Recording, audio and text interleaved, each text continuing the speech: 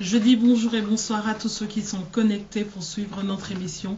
Quelques minutes pour tout dire. Et ben, encore une fois de plus, j'ai un nouvel invité à mes côtés qui va nous dire quelques mots et en quelques minutes. Madame Nestorine Kimbonja, qui est elle-même avocate au barreau de Bruxelles, qui elle est aussi conseillère communale sortante actuellement. Je dis bonjour madame. Bonjour madame. Comment allez-vous? Ça va très bien et vous-même? Très bien, merci. Mais j'espère que ceux qui sont connectés vont aussi bien. Alors on va commencer. Vous vous représentez encore une fois de plus, mais vous avez déjà eu un mandat. En 2006, vous avez été élu. Dites-nous exactement, madame, en 6 ans de vos services, qu'avez-vous fait pour la communauté, d'abord congolaise, mais aussi qu'avez-vous fait de votre mandat? Écoutez, comme vous venez de le dire, précisez très bien, madame. Je suis avocate au barreau de Bruxelles depuis 1999. Quand j'arrive à l'hôtel de ville de Bruxelles, je rencontre un compatriote qui est déjà présent sur le terrain. On est élu à 2. Quand j'arrive, je me dis, il faudra aider, parce que c'est ce qui m'a poussé à faire la politique. C'est l'essence du devoir, l'essence du bien commun, l'essence de l'intérêt général. J'arrive à Bruxelles, qui n'est pas une petite commune, c'est la grande commune sur la région Bruxelles-Capitale. Je me dis, il faut absolument montrer une autre image de l'Africain, de l'homme noir. Parce que je vis longtemps les Arabes, les Turcs, les Italiens, que sais-je, le Français. Être bien représenté, défendre leur couleur, leur pays d'origine, ce qui ne fut pas le cas de mon pays, le grand pays que le mien, mon pays de cœur, qui fut à l'époque les Zaïre, actuellement le Congo. Quand j'arrive, j'ai l'ambition, première chose, de montrer que le Congolais va le mieux, que ce qui est dit, que ce qui était véhiculé jusqu'à ce moment-là. C'est ce que je fais. C'est ce que je fais avec mes tripes, avec mon énergie, avec mon cœur. J'ai défendu tous les Congolais. J'étais conseillère communale. Je suis toujours conseillère communale jusqu'au 31 décembre de cette année. Ce que je constatais pendant ces mandats, il y a un grand problème, un sérieux problème pour le Congolais. Nous sommes bardés de diplômes. Quand vous sollicitez celui qui a un diplôme ou plusieurs diplômes, on sollicite quelque part. On vous dit, madame, que vous avez énormément de diplômes, surformés. Malheureusement, votre profil ne nous intéresse pas. C'est un problème. Et quand vous n'avez pas une formation, on vous dit également, désolé monsieur, vous n'avez pas un diplôme, vous n'avez pas des connaissances requises pour pouvoir avoir ces jobs. Quand bien même, je voyais à gauche, à droite, le Marocain, si on ne peut parler que d'eux, le Turc, pouvoir être engagé. Je me suis dit, il y a un problème. En regardant le problème vraiment de très près, je me suis dit, il y avait un problème de racisme, la discrimination. La discrimination par rapport à l'homme noir. Il est vrai, les natifs de Belge, de naissance, on me disait souvent, oui, nous voulons bien vous prendre, vous noirs. Mais c'est simplement, notre clientèle ne veut pas de vous. Ils préfèrent encore avoir quelqu'un, un individu à peau blanche. Et là, madame, je proposais, au niveau de mon parti, qui est le CDH, je proposais que nous puissions avoir au moins, dans un premier temps, parce que le problème c'était ne fût-ce que pour un Congolais noir, d'avoir un premier entretien d'embauche. Au niveau de mon parti, effectivement, je proposais que nous puissions recourir au système de CV anonyme. C'est depuis 2009, au niveau de la région Bruxelles-Capitale, on pratique le système de CV anonyme. C'est vrai que c'est un système qui est plus ou moins en expérimentation. Mais je pense que c'est déjà beaucoup. Qu'est-ce que ça a rapporté finalement? Ça a rapporté énormément parce que lorsqu'on veut se faire vendre, lorsqu'on veut décrocher un emploi, le CV ça parle pas. Vous envoyez un CV, le CV ne parle pas. Il faudra être en face de l'employeur pour mieux se vendre. C'est pas pour rien que je suis devant vous. Parce que je sais que derrière vous, il y a des électeurs qui se trouvent derrière vous. Je suis venu pour me faire vendre. Alors, dans le monde de l'emploi, si on veut décrocher un emploi, il faut être face à l'employeur. Parce que toutes les qualités d'un individu ne se retrouvent pas nécessairement dans un CV. Et lorsqu'on décroche le premier entretien d'embauche, l'employeur sait à qui il a affaire. Malheureusement, longtemps, madame, comme je vous l'ai dit, malheureusement, nous trahissons. Mais ça ne change rien au racisme. Même si vous êtes en face de l'employeur, si lui il est raciste, vous êtes noir, vous resterez noir. Il est effectivement vrai que le racisme ne va pas disparaître aujourd'hui. Nous sommes également quelque part, nous étrangers, nous sommes racistes. Nous réagissons par rapport au racisme, par rapport aux actes de racisme dont nous sommes victimes. Il est vrai. Mais n'empêche, en 2009, j'avais déjà proposé aussi que les actes de racisme, parce qu'il y a une loi qui est dite la loi Mourou, qui date depuis 1981, qui existe ici en Belgique, qui répréhende tout acte raciste. Mais malheureusement, le parquet ne poursuit toujours pas. Pourquoi? Parce qu'il y a un problème de preuve.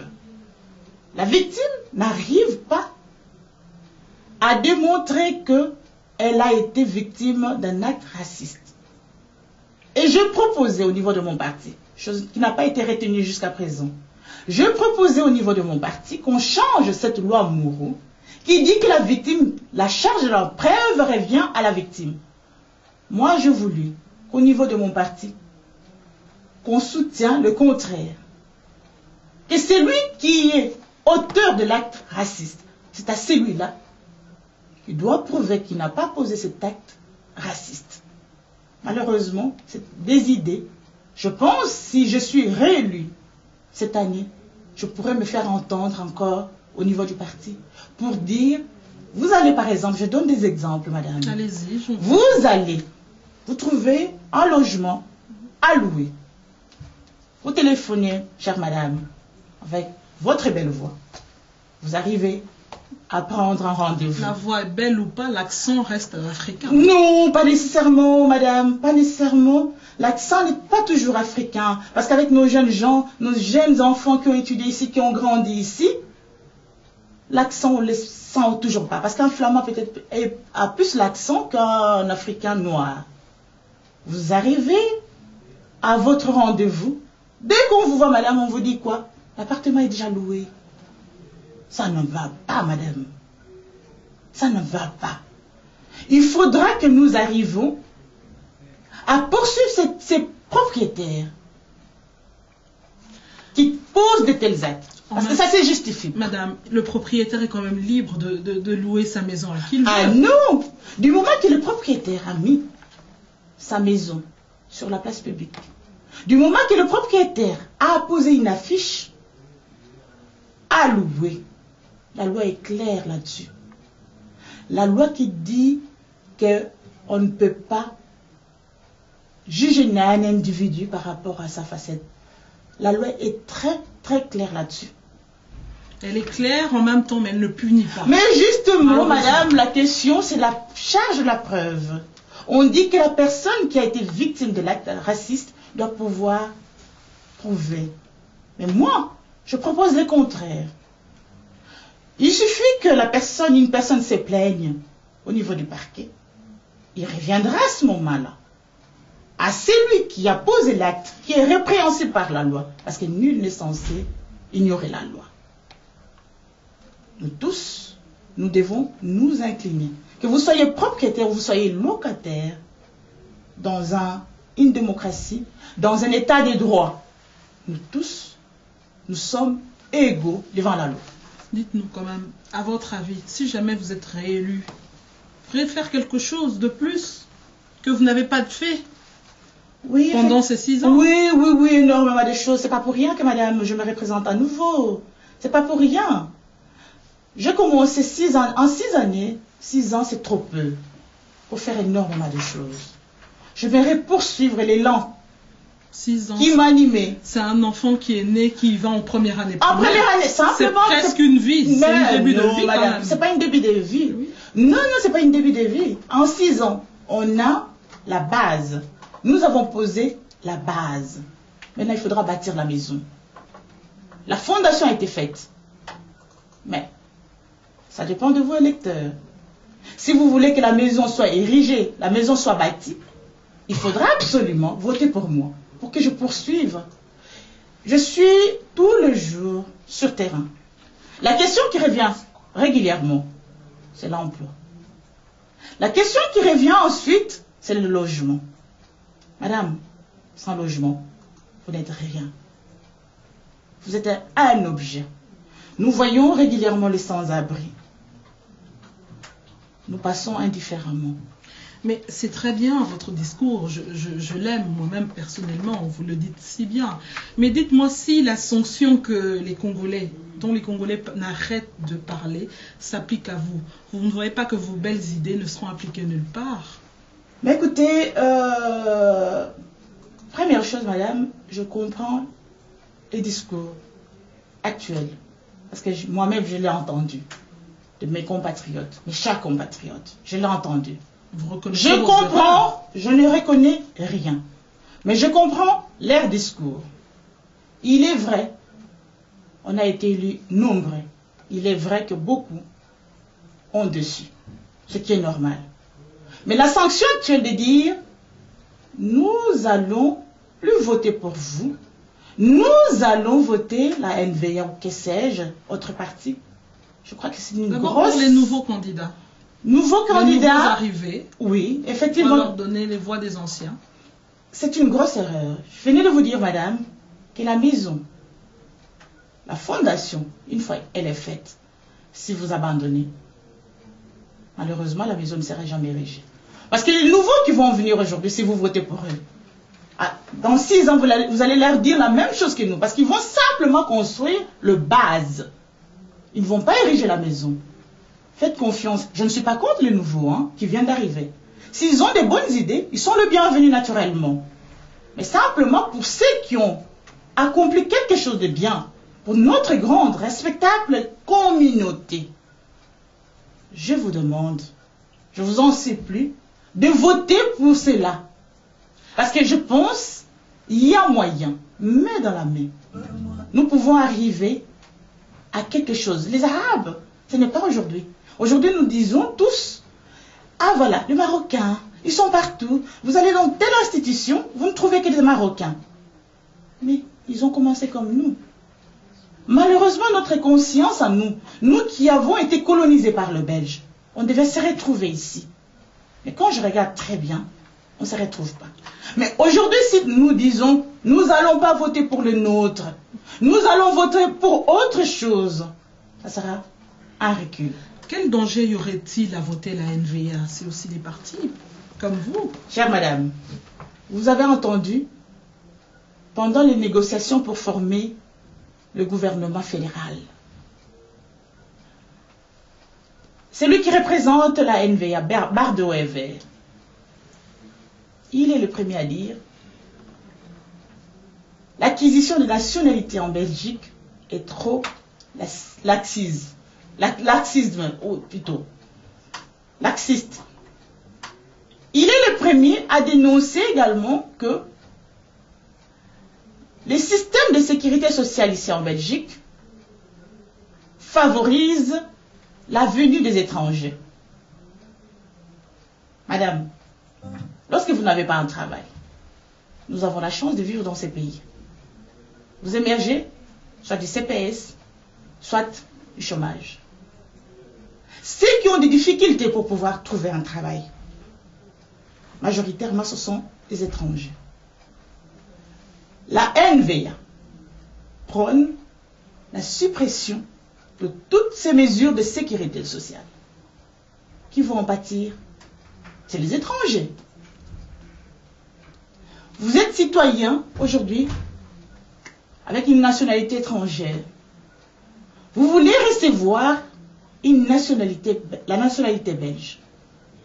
Aujourd'hui, la NVA, à partir du 1er janvier 2013, il va y avoir d'autres conditions pour acquérir la nationalité belge.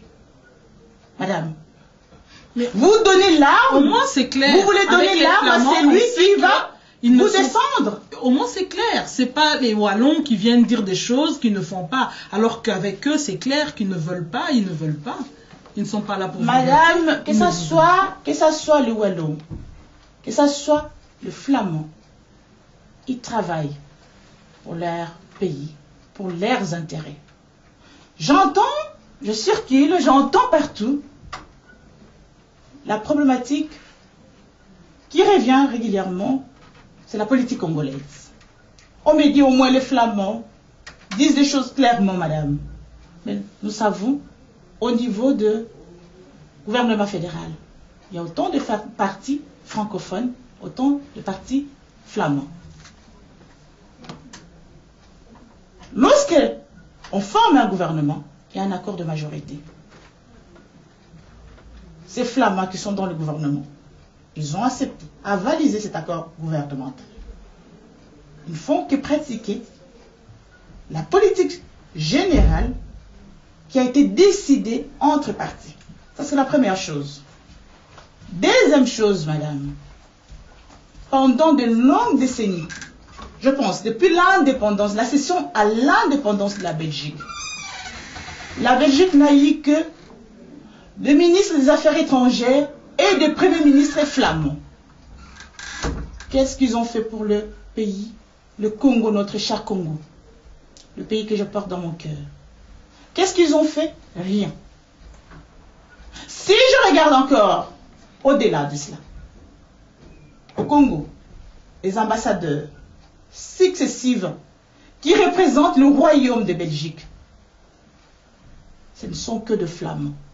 Et nous savons très bien en matière de politique étrangère, ce sont des ambassadeurs qui donnent la politique que le ministre des Affaires étrangères doit pouvoir suivre. Madame. Je suis d'accord avec vous. Oui, je peux terminer, madame, s'il vous plaît. Si nous disons aujourd'hui que nous allons voter NVA, je pense que la NVA ne va jamais pratiquer une autre politique. La NVA pratiquera la même politique que la politique actuelle. Parce que nous devons savoir que le politicien belge est sensible vis-à-vis de son électorat. Vos électeurs à vous, madame, attendent beaucoup de vous. Mais au final, c'est comme s'ils n'ont pas ce qu'ils veulent. Ceux qu'ils attendent de vous, ils ne finissent pas par les avoir. Mais pourquoi vous votez? Qu'est-ce qu'ils veulent? Ils veulent que les choses changent au Congo. Pour l'instant, là où je suis au conseil communal, on ne traite pas de la politique étrangère que la Belgique doit pouvoir pratiquer par rapport au Congo. N'empêche, chose qui est sûre et certaine, je peux influencer la politique, je peux influencer le programme de mon parti par rapport au Congo. Lorsqu'il y a eu des élections truquées au Congo, nous nous sommes réunis majoritairement au CDH. C'est à ma demande, en marge d'un mariage qui était célébré à l'hôtel de ville, un échevin de la ville de Bruxelles s'est marié. J'ai exigé à Joël Milquet de nous réunir, élu d'origine congolaise. À cette période-là, l'actuel ministre des Affaires étrangères devait se rendre au Congo. J'ai demandé à Joël Milquet de dire aux premiers de Belges que c'était une grosse erreur politique. S'il autorisait son plutôt le ministre des Affaires étrangères à se rendre au Congo. Et devant nous, Joël Milquet a pris son téléphone pour appeler Elio de Repos. Et le voyage de Renders a été retardé. Et à l'époque également, j'ai demandé à Joël Milquet de laisser manifester les Congolais parce que la rage était profonde. Lorsque le pouvoir lui-même en place avait reconnu qu'il y avait des erreurs manifestes. Quand moi je suis juriste, je suis avocate, lorsqu'il y a des erreurs manifestes, il y a des conséquences. Mais malheureusement, nous savons que la situation actuelle n'est pas bonne. Et à l'époque, pour terminer mon idée, Joël Milquet, le ministre de l'Intérieur, avait autorisé les manifestations dans le quartier Matangui. Nous avons manifesté. Malheureusement, il y a eu des infiltrations. Il y a eu des casseurs qui se sont mêlés avec des manifestants qui revendiquaient légitimement leurs droits. Ce qui a eu pour conséquence, les commerçants se sont plaints parce qu'il y a eu des casses, des vitrines, des voitures renversées, des débits d'incendie. Et le politicien belge, il est très sensible vis-à-vis de son électorat. Lorsque les commerçants se sont levés, ont fait des pétitions, malheureusement encore, c'était lent. Ces permissions ont été annulées. Pourtant, Dieu seul sait. Personnellement, j'ai téléphoné à certains combattants pour leur dire que c'était notre dernière chance. Faites quelque chose, encadrez la manifestation, parce que ne leur donnez pas raison. Ils nous attendent simplement à un point. Lorsqu'il va y avoir débordement, la manifestation sera interdite. Malheureusement, c'est ce qui est arrivé. Vous avez bien raison, mais on va dire tous ceux qui reviennent aujourd'hui et qui, enfin, pas pour ceux qui arrivent, tous ceux qui reviennent, la plupart, vous avez perdu. Allez, le Congolais ne vous habite plus comme avant. Il ne vous porte plus dans leur cœur. Qu'allez-vous faire, madame, pour reconquérir le cœur des Congolais? Je pense que, madame, il y a eu un problème de communication pendant longtemps. Pendant les 6 années, moi je suis personnellement là depuis 6 années. Pendant les 6 années, il y a eu un problème de communication. On n'a pas bien communiqué avec notre base. On n'a pas bien communiqué avec nos compatriotes. Il y a eu énormément de malentendus. Ce que je suis occupé à faire pour l'instant, c'est d'abord écouter et d'expliquer. Quand j'entends, par exemple, j'ai cherché un logement, vous ne m'avez pas donné un logement. Madame, je n'ai pas de logement à donner. Les candidats qui promettent aux Congolais que je vais leur donner, je vais vous donner, si vous m'élisez, je vais vous donner les logements, c'est un menteur. Parce que, à l'époque, bien avant la législation de 2006, les logements étaient encadrés au niveau communal. Maintenant, ce n'est plus le cas. Maintenant, c'est une société régionale qui encadre tout le fonds, le foyer des logements. Moi, ce que je peux faire en tant qu'élu, lorsque vous venez me voir, vous me posez votre problème, je peux faire une recommandation. C'est possible pour ma part de faire une recommandation. Mais à condition que vous remplissez les conditions de base.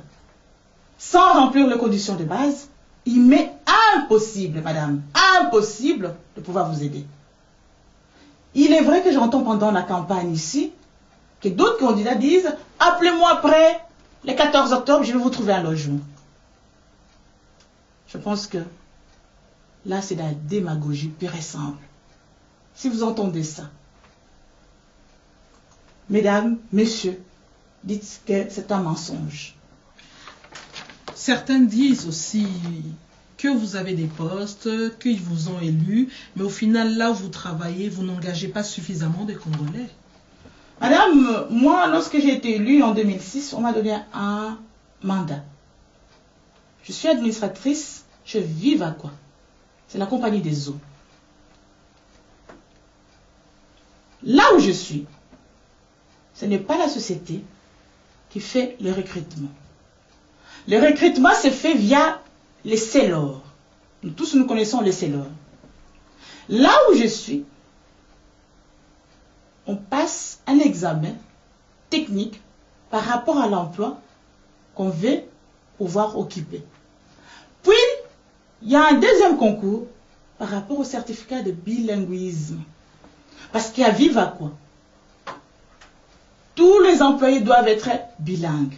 Et nous savons très bien, madame, que nous avons un problème nous Congolais d'origine, nos compatriotes ont un problème pour le néerlandais. C'est vrai, je reçois régulièrement des annonces au niveau du Vivaquois. Je mets ça sur, j'envoie dans mes contacts. Mais il revient à ces candidats de pouvoir faire passer ces deux examens pour pouvoir être utilisés, être dans la réserve du Vivaquois. Mais là où je suis également, madame, j'ai introduit 2 dossiers.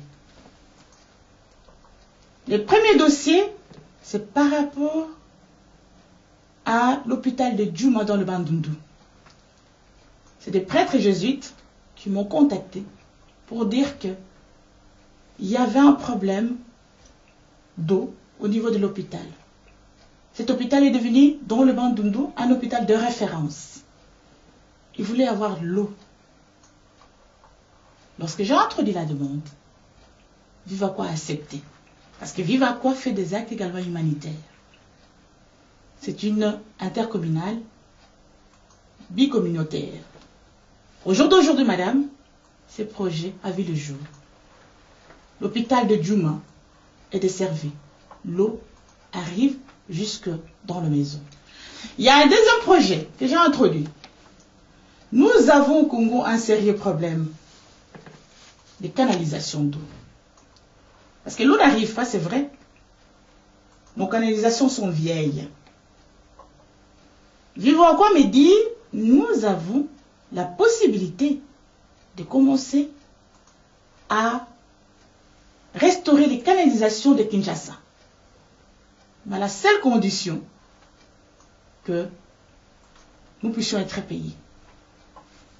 À l'époque, pendant, je pense, 10 années, l'aide au développement octroyée par l'Union européenne pendant 10 ans, le Congo n'a jamais touché un seul rond.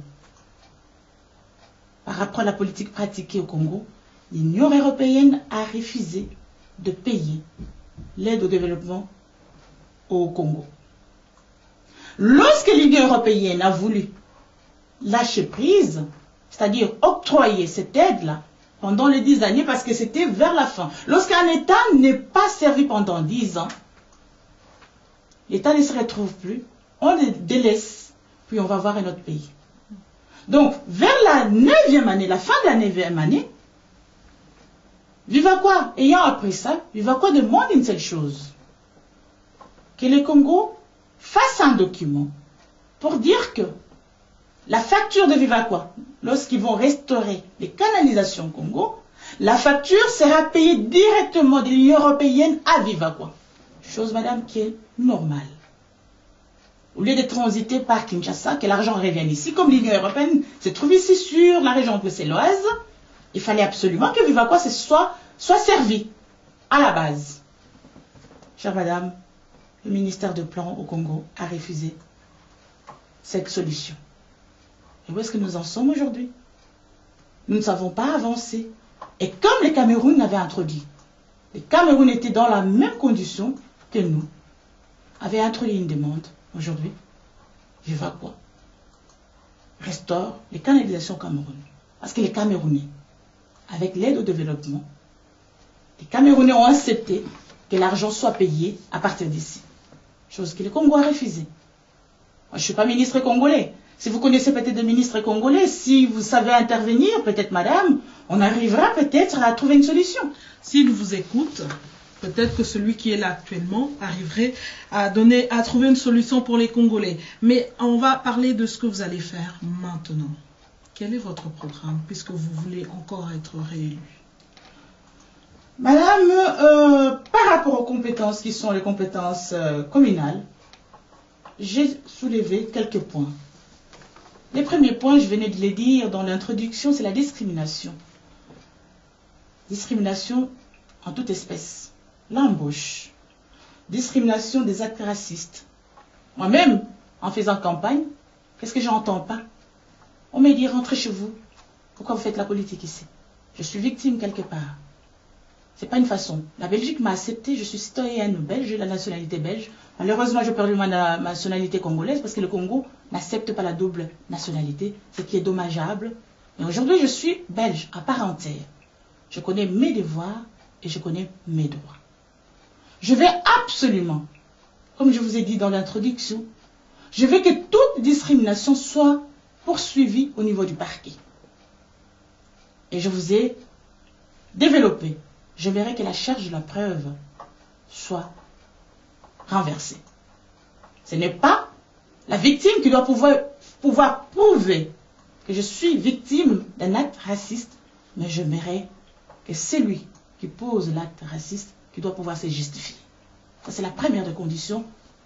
Je ne pense pas que ça soit facile. Comment une personne qui pose un acte devrait se justifier par rapport à cet acte-là?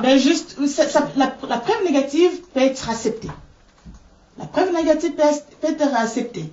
Mais ça sera, je crois que rien qu'en opposant ces systèmes-là, je crois que beaucoup réfléchiront avant de pouvoir se justifier. Parce que nous savons très bien que beaucoup d'entre nous craignons la loi. Rien que le fait que vous soyez convoqué devant la police ou le parquet, beaucoup vont tourner leur langue plusieurs fois avant de pouvoir sortir quelque chose. Ça, c'est la première des choses.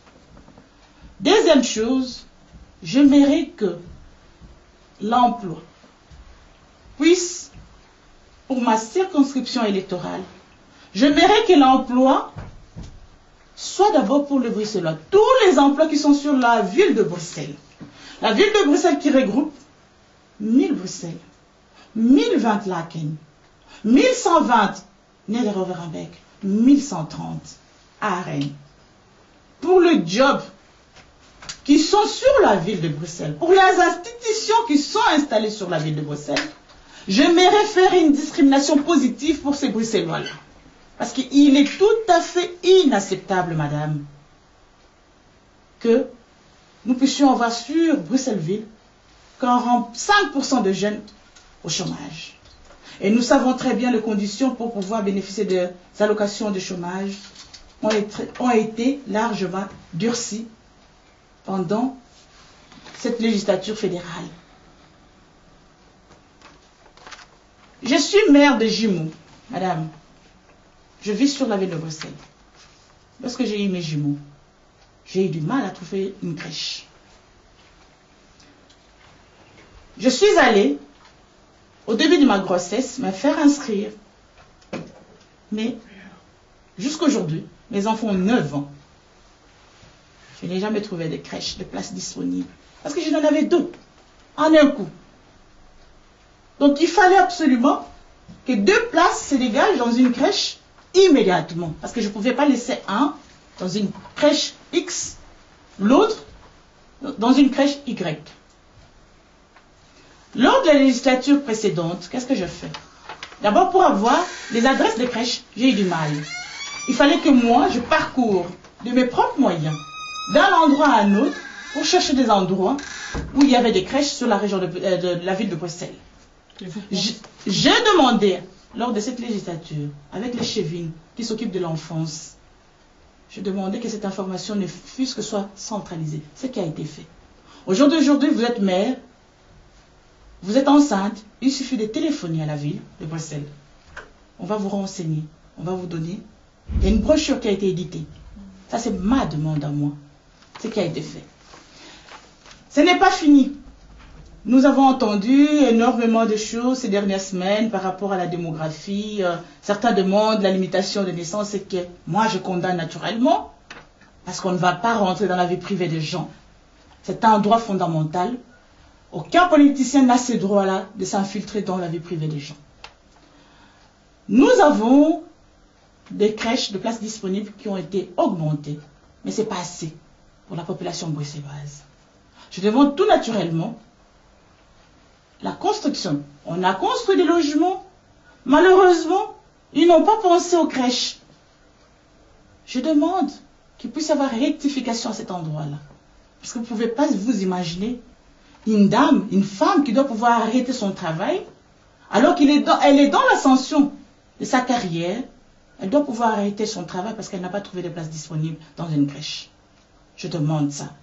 Je crois que le pouvoir public a ce devoir-là d'aider le parent à avoir chaque naissance, chaque enfant qui naît sur le territoire de la ville de Bruxelles doit pouvoir avoir une place disponible dans une crèche. J'ai parlé également la prime de naissance. Il est vrai que le système actuel est organisé au niveau fédéral. Bientôt, ça sera une compétence, c'est déjà une compétence, ça a été voté au Parlement avec la réforme institutionnelle. Bientôt, ça sera la compétence communautaire. Et moi, je demande au niveau de la ville de Bruxelles que la ville, en tant que pouvoir public, puisse attribuer une prime de naissance pour chaque nouveau-né sur le territoire de la ville. Je pensais pour les personnes âgées. De plus en plus, nous avons les vieilles personnes. De plus en plus, ils restent à domicile parce qu'ils ont des fins de mois difficiles. Parce qu'ils sont malades.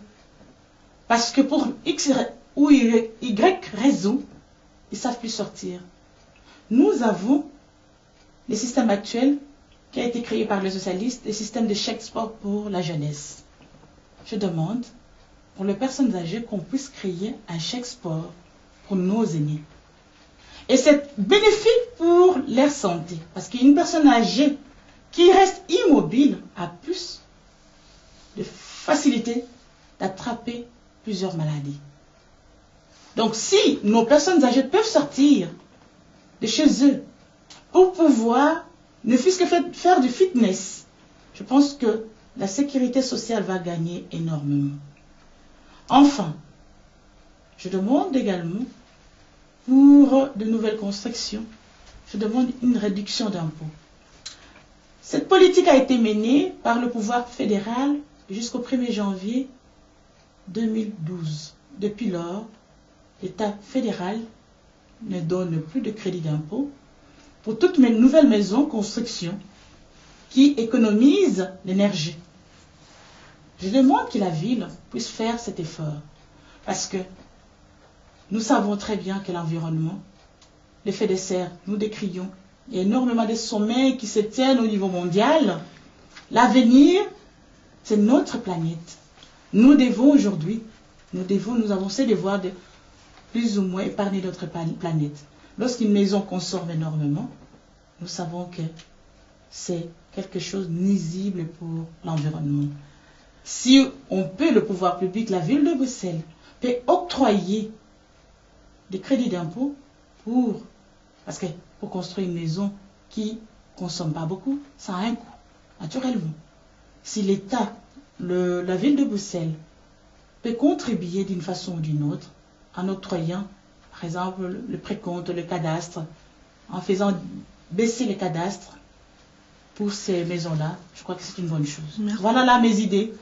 Ensemble pour cette législature, en cas de mon élection, je me mettrai au travail pour que ces idées-là puissent être défendues au niveau de la ville de Bruxelles. On a dit quelques minutes pour tout dire. Malheureusement, le temps nous fait défaut. On ne peut pas tout dire en une seule émission. Mais heureusement, vous êtes là. Donc, on a plein de choses à dire en même temps. Ne pas voter Kimbonja, ce serait rater quoi?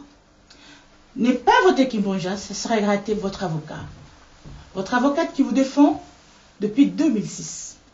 Votre avocat qui vous défend depuis 1999 qu'elle est avocate au barreau de Bruxelles. Vous venez me voir.